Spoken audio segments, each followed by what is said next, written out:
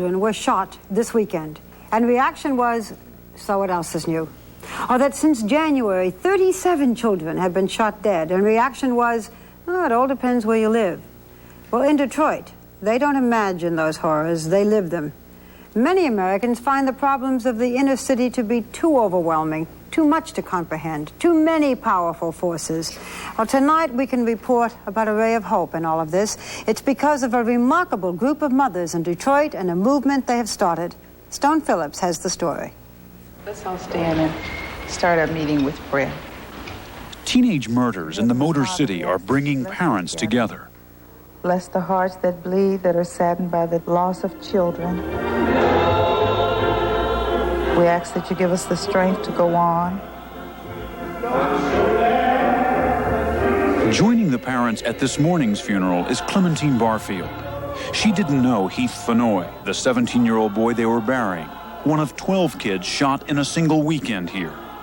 But she knows what it's like to lose a son, and our story is about her efforts to end these killings in a city where bullet wounds are now considered a public health problem for the teenage population, where funerals and prayer meetings are an everyday occurrence, where parents are emotionally coming apart at the seams. There's son after son and daughter after daughter. And where does it end?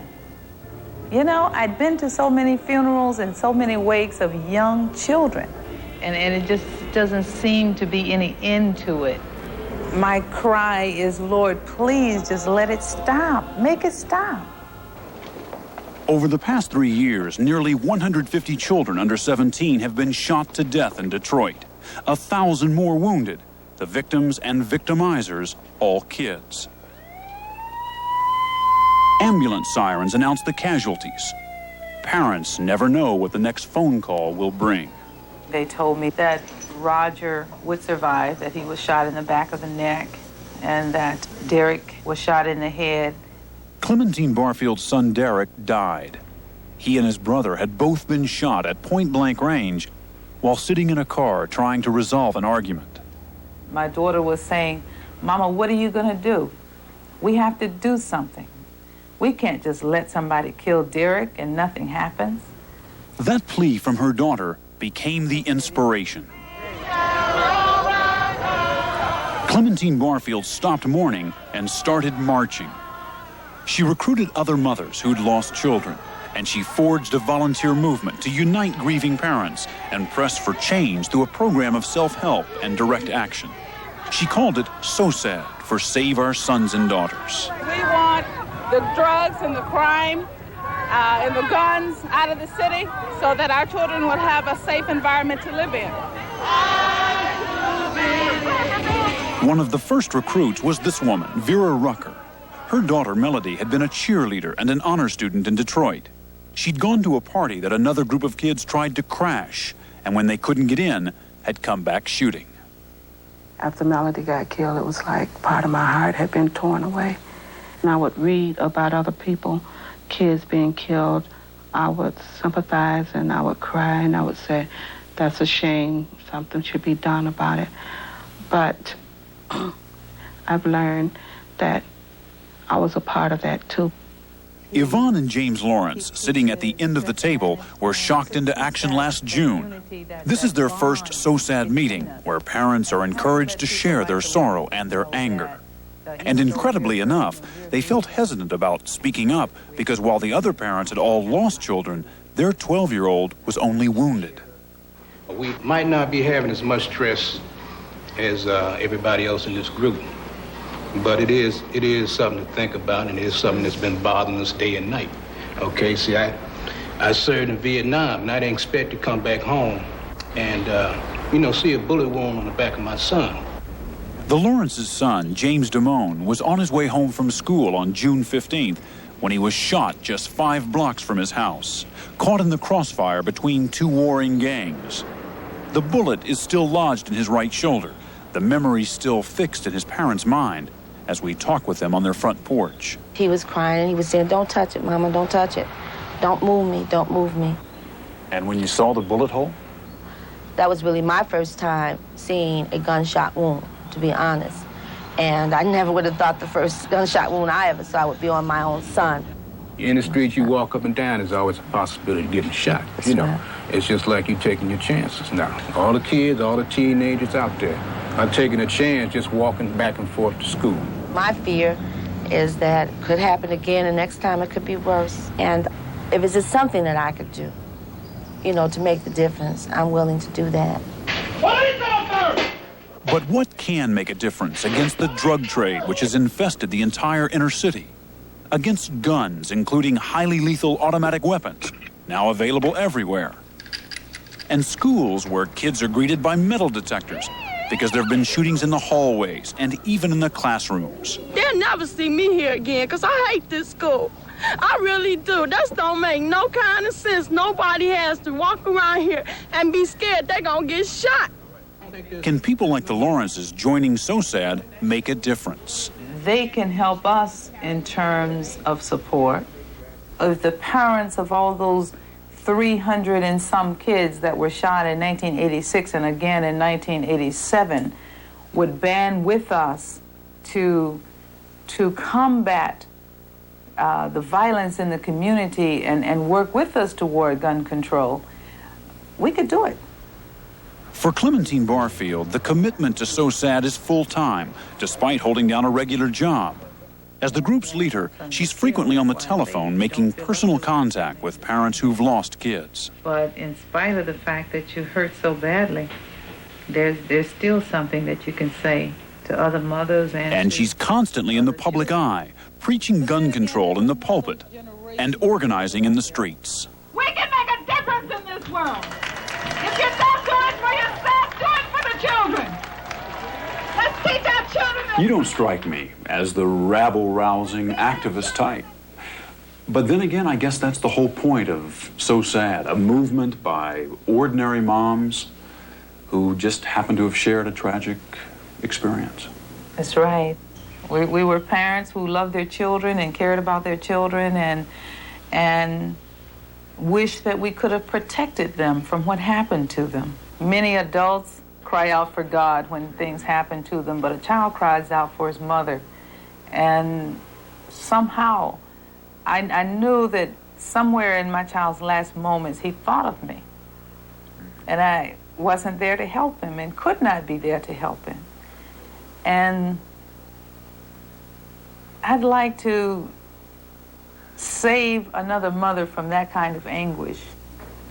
They kill your children, and before you can get home, they're usually gone. Brenda Walton is reaching out for support at another SOSAD meeting. Her son Stevie was killed by a white teenager whom he'd beaten in a high school wrestling match. What she's saying, she needs most of the people from SOSAD and our mothers to be with her. As a friend of hers, when she cry, I cry. So I don't want to cry. Providing a supportive environment for parents is SOSAD's first and primary function. It starts with a telephone hotline that hooks grieving parents up with trained family counselors, like the Reverend Wendell Green.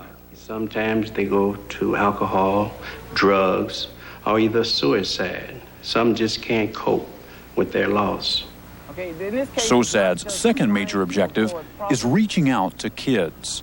How many of you know someone who has, let's say, been shot? I went to Danny Brown's funeral.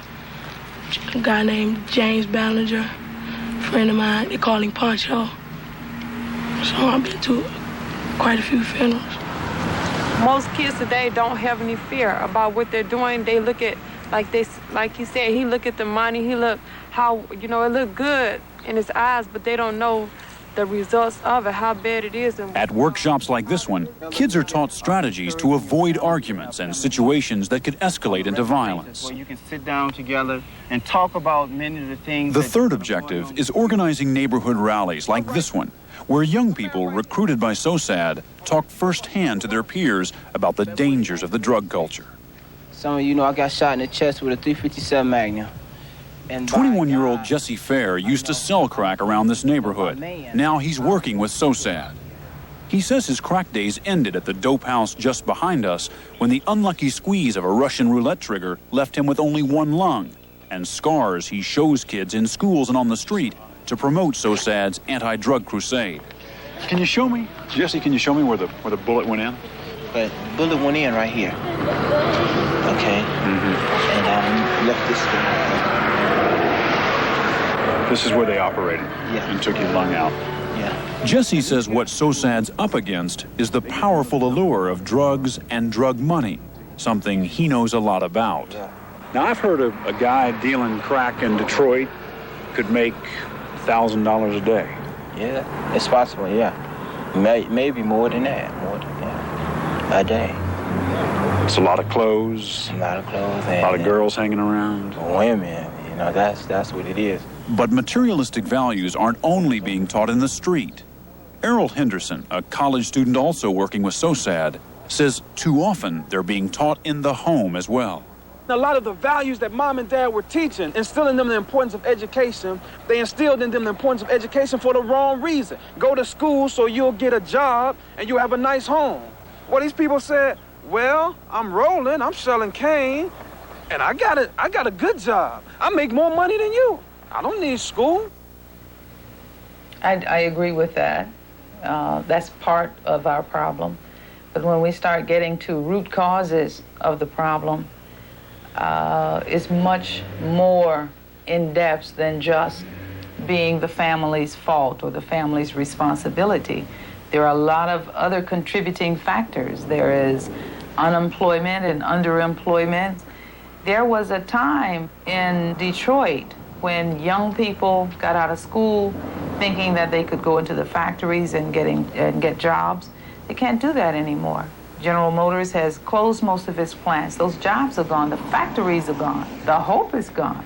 We got to save our city. I said Detroit.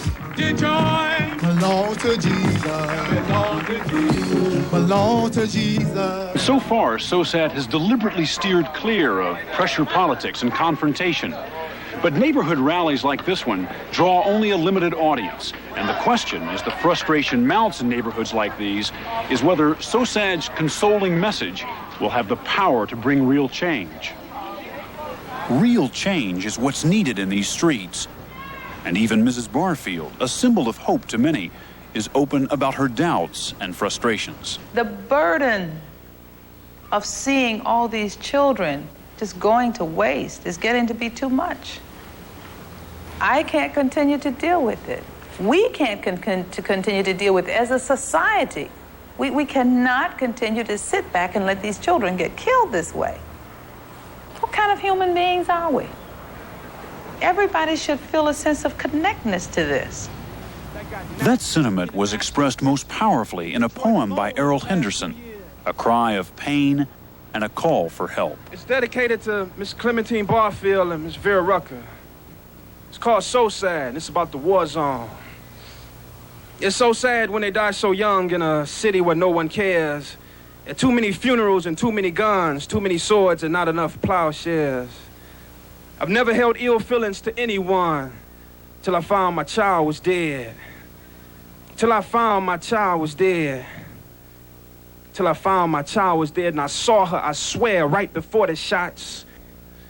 It's so sad when they die so young. It's so hard to hear another funeral song sung. Why should it take hundreds of young lives to make people see that only in death does there seem to be equal opportunity? But I saw her, I swear, right before the shots. Bloodstains are all I got. Bloodstains are all I got. Bloodstains are all I got. Stone, have these women made a difference? Barbara, they have.